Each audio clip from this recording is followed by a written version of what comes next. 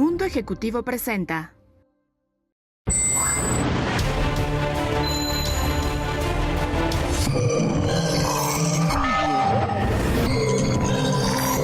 Hola amigos, ¿cómo están? Bienvenidos a Mundo Open Minder. Estamos muy contentos de estar con ustedes el día de hoy, esta tarde, y a través de nuestras transmisiones, tanto en la vía de las redes sociales como nuestro programa de televisión en el canal 77 de Easy. Estamos muy contentos el día de hoy. Tenemos un invitadazo en el programa fantástico, Ernesto Mario Meade Gutiérrez. ¿Cómo estás, Ernesto? ¿Cómo te ha ido, Mario? ¿Ernesto o Mario? Ernesto.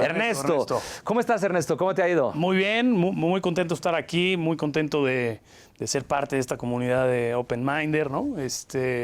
Y pues para platicar todos los temas que se puedan de deporte, de fútbol, pues hay muchísimo tela de donde cortar. Yo creo que se nos va a quedar corto el programa.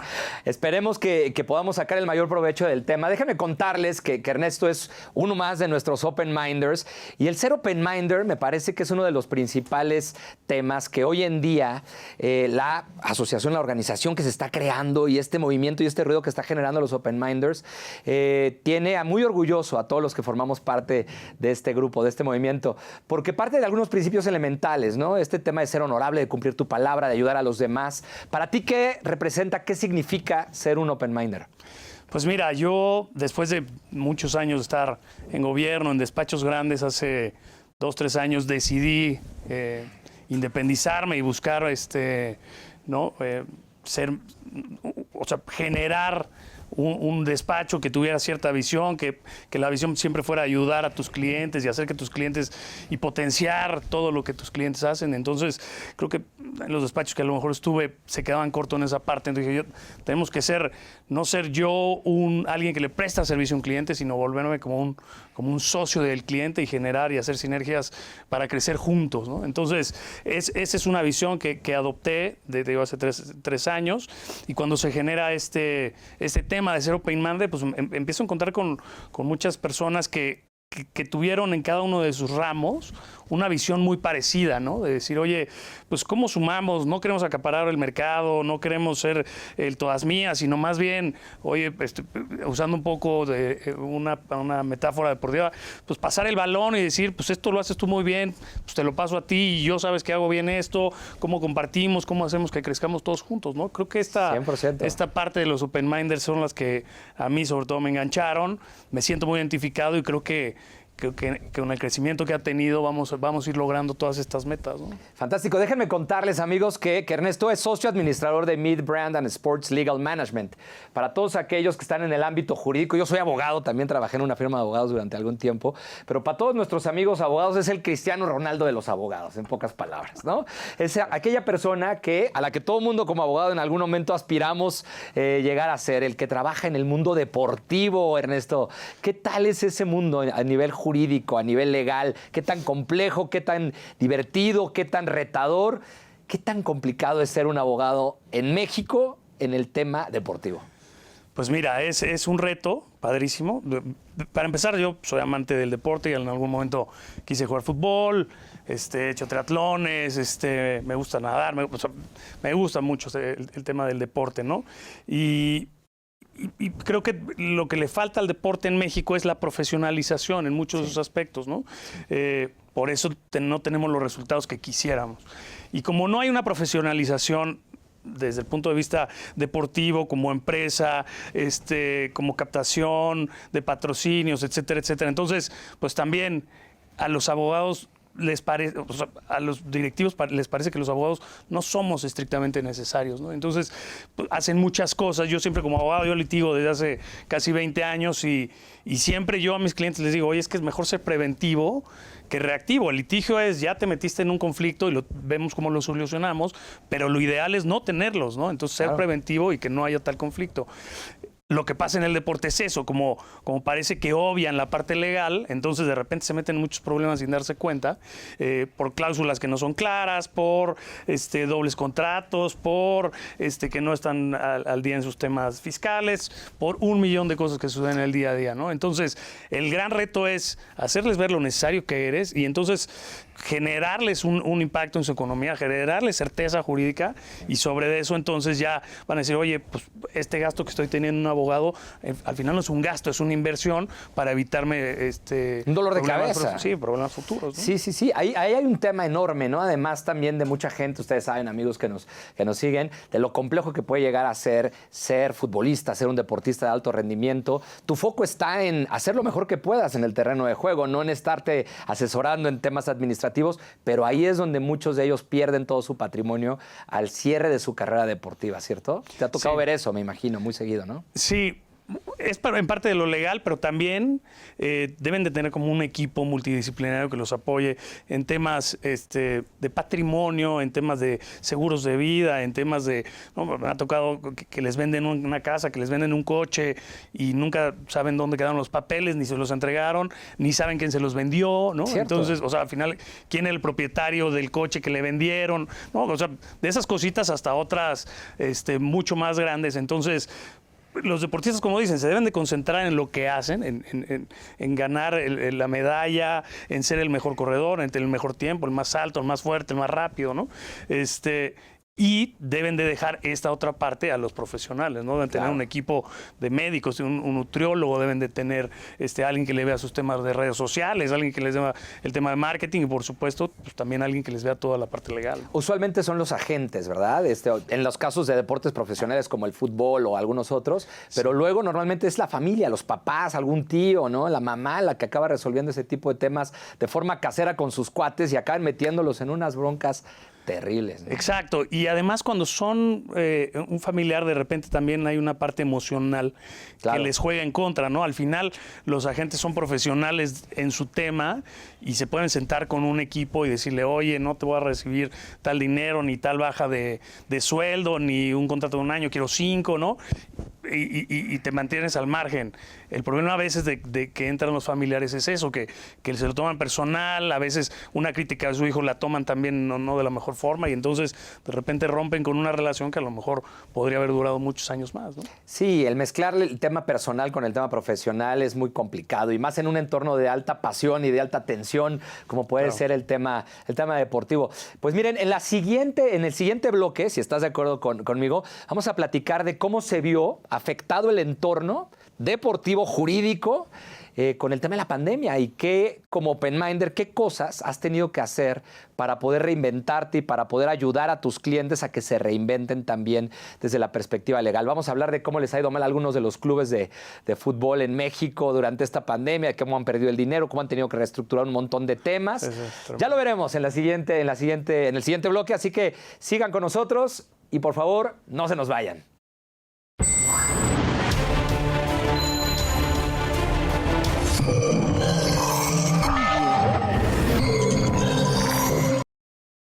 En la edición de noviembre de la revista Mundo Ejecutivo, Arturo Ávila, empresario humanista, comparte sus ideales por hacer de Aguascalientes el mejor estado de México y los logros de IBN, compañía de seguridad. Además, presentamos un reportaje especial sobre el estado de la industria hotelera. Visibilizar los esfuerzos es esencial para la recuperación de un sector que aporta 28.3% del Producto Interno Bruto turístico. En este número damos una mirada detallada sobre el buen fin y la omnicanalidad, bandera de la postpandemia. Germán González, director de Mason Kaiser México, detalla cómo la industria restaurantera ha puesto manos a la obra para salir adelante y mantener los empleos. Juan Francisco Torres Landa, socio director del despacho jurídico internacional Hogan Globals, revela la oportunidad histórica que tiene México a futuro. Consulta la edición digital de la revista Mundo Ejecutivo en nuestro sitio web o descarga el ejemplar completo en nuestras redes sociales.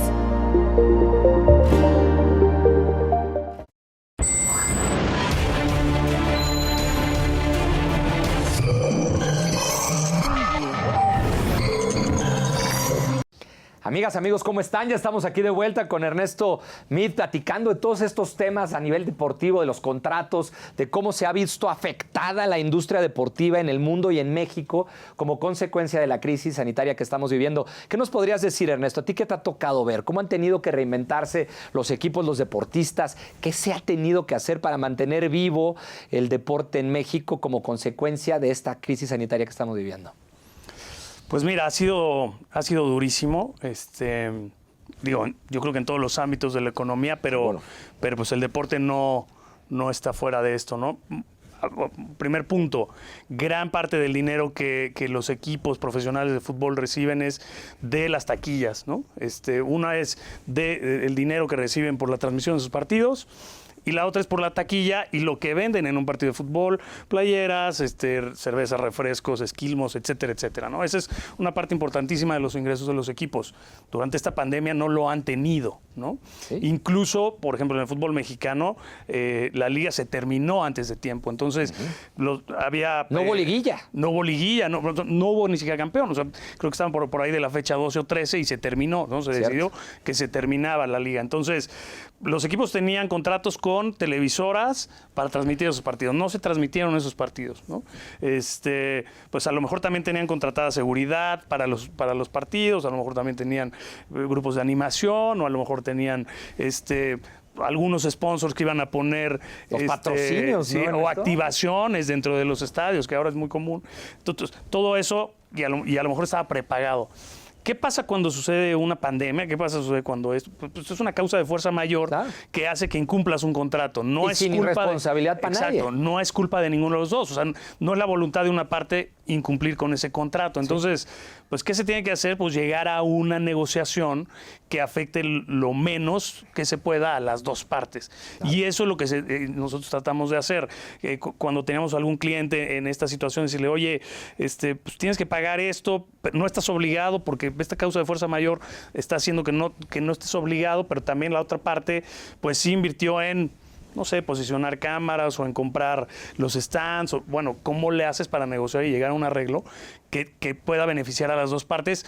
Porque todos van a salir afectados, ¿no? Y si tú te casas con que solo tengo la razón yo, y entonces te voy a mandar a ti por incumplimiento, entonces te vas a ir a un tema legal, a lo mejor estás muchos años litigando un asunto, vas a romper una relación, una tal vez muy buena relación que tengas con un equipo o con una marca, y al final pierden todos. Entonces, esto se entendió muy bien en el ámbito deportivo, incluso las federaciones, sobre todo, por ejemplo, la FIFA, marcó algunos lineamientos de cómo se tenían que interpretar los contratos de los jugadores, cuándo empezaban, cuándo terminaban, porque unas ligas decidieron continuar, otras ligas decidieron que no continuaban. Entonces, contratos en los que la fecha de terminación de un contrato decía que era terminando la liga, ¿sí? O terminando... ¿Cuándo es terminando? ¿Cuándo es terminando? ¿En la fecha 12 o en la fecha porque unos que terminaron terminaba? antes y otros después, ¿no? Claro. Un futbolista podría decir, oye, ya acabó la temporada, ya me voy porque... ¿Ya acabó? Mi contrato terminaba el día que terminaba la temporada, ¿no? Hay otros donde había fechas ciertas, ¿no?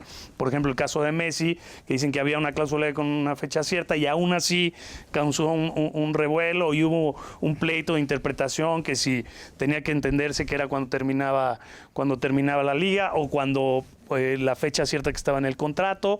No, y luego terminar un contrato de una figura tipo Messi, que fue un caso muy sonado, muy reciente, no es nada más analizar esa cláusula.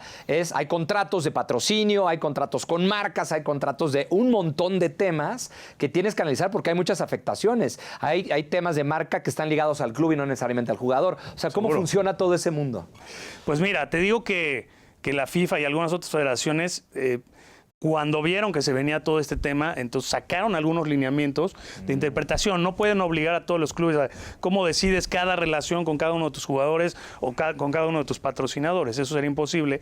Pero sí dijeron que había ciertas normas o ciertas reglas de interpretación para cuando surgieran controversias por esta pandemia, ¿no? Entonces, creo que ayudó mucho a dar cierta certeza y cierta claridad de cómo se iban a regular estas relaciones y cómo, si había una controversia, se podía Oye, ¿y los jugadores? solventar. Y los jugadores, Ernesto, porque en la Ley Federal del Trabajo hay un apartado especial de los deportistas profesionales y hay un artículo que dice que los derechos de los trabajadores son irrenunciables.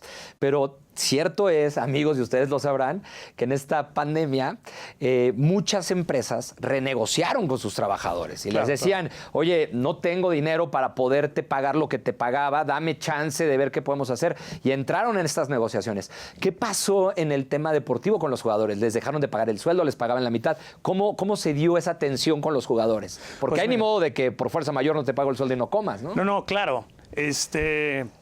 También lo que se llevó es a negociaciones y a nivel mundial también sucedió esto. Casi todas las legislaciones de materia laboral en los países pues protegen al trabajador, ¿no? Claro. Pero Por otra parte es, oye, sí, soy un equipo, al final soy una empresa que tiene que tener un balance y tiene que tener entradas para poder tener pagos. Y cuando no hay entradas, pues entonces se afectan los pagos. ¿Qué pasa? Pues entonces se empieza a despedir gente, lo que normalmente sucede, pagas una indemnización y empiezas a despedir gente, ¿no? Entonces, para evitar esto y tener que despedir a mucha gente, las empresas dijeron, oigan, vamos a negociar con los empleados una reducción de sueldo. En el fútbol pasó lo mismo, ¿no? Incluso la semana pasada todavía se estaba platicando que el Barcelona estaba negociando esa reducción de sueldos porque, pues sí, si se casan los jugadores con que es ilegal y que es un derecho que ya tienen, pues entonces quedan con la suya, pero a lo mejor el club lo que dice es, bueno, pues vamos a empezar a correr a 30, 300 personas a lo mejor que son el staff del club para que mantener estos sueldos y entonces pues se ven afectadas otras personas, ¿no? Claro. Entonces, yo creo que esto lo que nos ha dejado es, uno, tener mucha certeza a la hora de redactar contratos, de redactar cláusulas. Por ejemplo, me parece que el único evento que tenía una cláusula para cubrir una pandemia era Wimbledon. Por ejemplo, Fíjate. Wimbledon, su abogado me parece que debe ser un maestro o en algún momento Un visionario. un visionario o le tocó algo parecido. Puso una cláusula en el seguro donde si por una pandemia no se llevaba a cabo el torneo, entonces había un pago o una extensión de obligaciones. Creo que a partir de ahora habrá muchas de esas Habrá cláusulas. muchísimas, pero ni la Fórmula 1, ni los Juegos Olímpicos, ni los mundiales de muchas especialidades lo tenían, ¿no? Qué Entonces, barbaridad. creo que ahora hay que replantearnos como abogado y empezar a ver cosas que en el día a día no son comunes, pero que pueden suceder. Vamos a hablar de eso en nuestro siguiente segmento. Amigos, quédense con nosotros. Estamos hablando con Ernesto Mid. Él está platicándonos de un tema interesantísimo, del tema legal en el ámbito deportivo, y nos va a contar ahora de otros deportes y de otras disciplinas. Por favor, no se vayan. Estamos en Mundo Open Minder.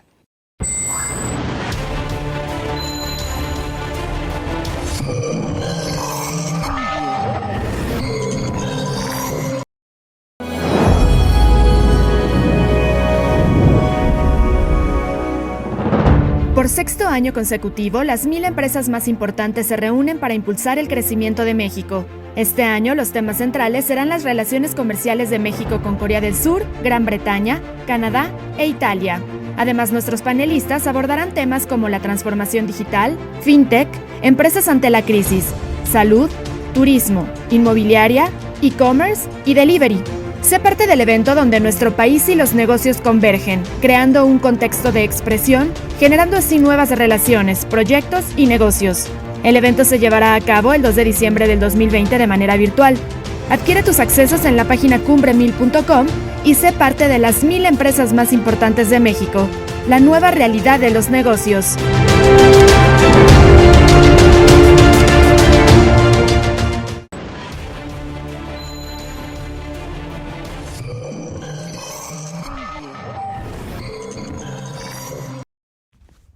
Amigas y amigos de Mundo Open Minder, estamos de vuelta, estamos con Ernesto Mid platicando sobre diferentes temas relacionados con el mundo deportivo. Para todos nuestros amigos y amigas que son fans de los deportes y que se han preguntado siempre cómo se gestionan los contratos al interior del mundo del fútbol o del mundo del básquetbol a nivel internacional, tenemos aquí un expertazo con nosotros y vamos a platicar un poquito porque además resulta que nuestro invitado que Ernesto ha estado en muchos programas de televisión y ha colaborado como columnista en varios diarios. Cuéntanos un poquito de eso antes de entrar a uno de los temas finales antes de que cerremos el programa.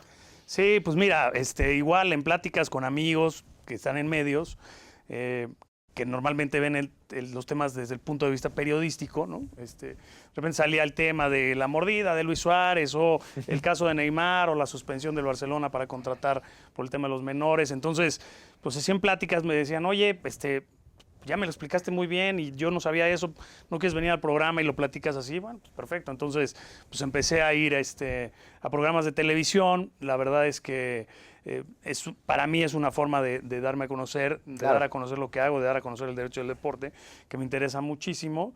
Y por otro lado, pues también los programas no se quedaban con el mero análisis periodístico de un tema, ¿no? Sino profundizaban más en lo legal cuando era importante que se hiciera, ¿no? Oye, ¿qué ve un abogado del deporte? Porque hemos hablado, amigos, de fútbol durante una buena parte del programa, porque claramente en nuestro país el fútbol es el deporte más popular y quizá el más profesional, ¿no? En términos generales.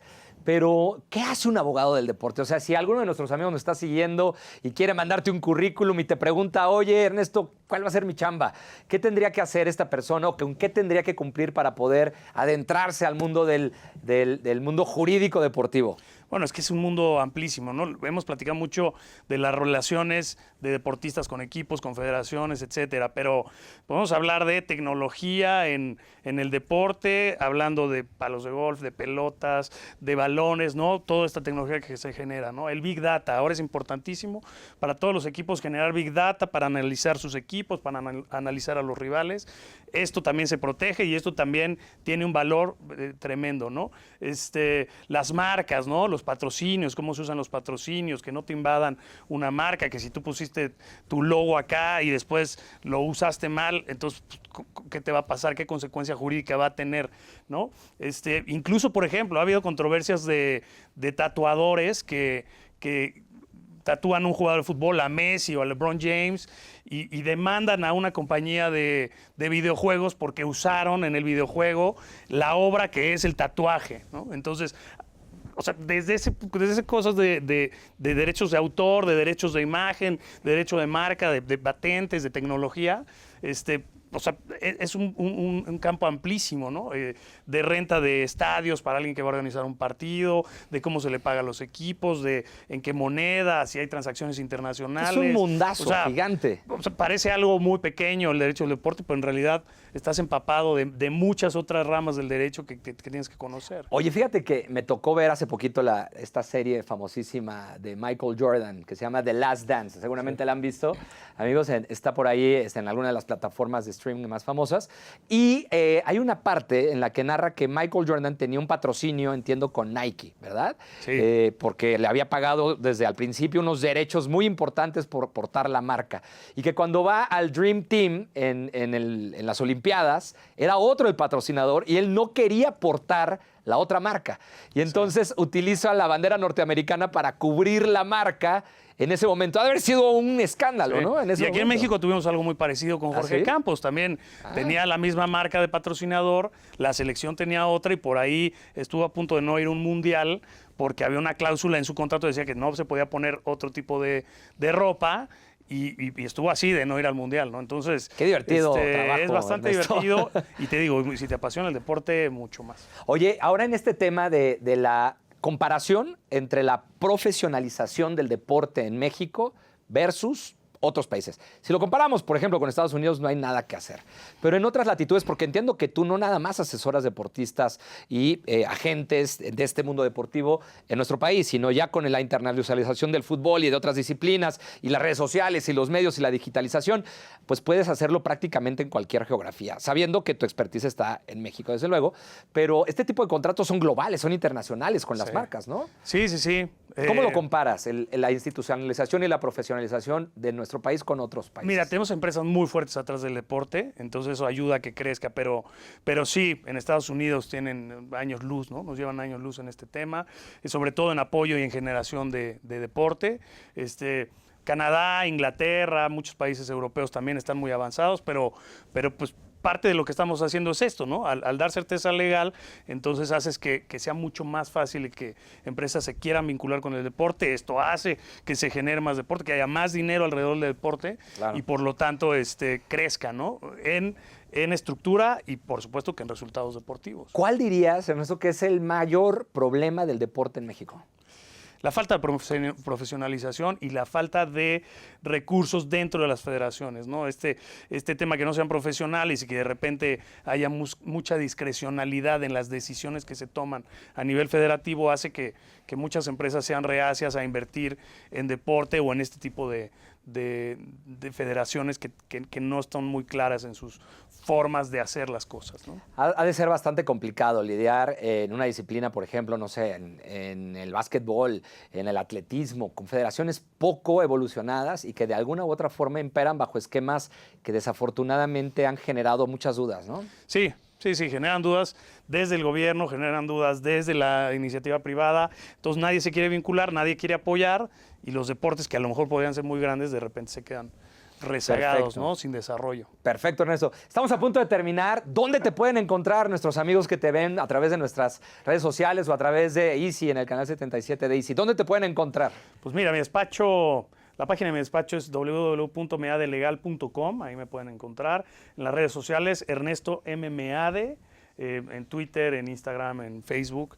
Y será un placer, lo que necesiten, pues aquí los ayudaremos, ¿no? Oye, me quedé como con 20,000 preguntas que te quiero hacer. Seguramente te buscaré para una nueva invitación al programa y seguro, amigos, si ustedes tienen algunas dudas, algunas preguntas, si tienen algún conocido que esté metido en una situación, aquí tienen al abogado, al mejor abogado del mundo del deporte en nuestro país. Gracias. Muchísimas seguro. gracias. Aprovecho para recordarles, amigos, que el próximo 2 de diciembre será la cumbre de las 1000 empresas más importantes de México, organizada por Mundo Ejecutivo de manera completamente virtual. No se la pueden perder, tienen que estar ahí con nosotros y por favor pueden conseguir su acceso a través de cumbre1000.com. Cumbre1000.com. No se les olvide registrarse. Ahí vamos a estar con ustedes el próximo 2 de diciembre, completamente virtual. Y muchísimas gracias, Ernesto, por haber estado con nosotros. Me encantó. Yo también soy súper fan de los deportes. Soy abogado, entonces no puedo estar más feliz que en este momento. Muchísimas gracias por haber venido con nosotros. De nada, un gustazo y saludos a todos los Open Minders. Muchas gracias y saludos a todos nuestros amigos de Mundo Open Minder. Nos vemos en nuestra siguiente edición. Muchísimas gracias y que tengan ustedes muy buen día.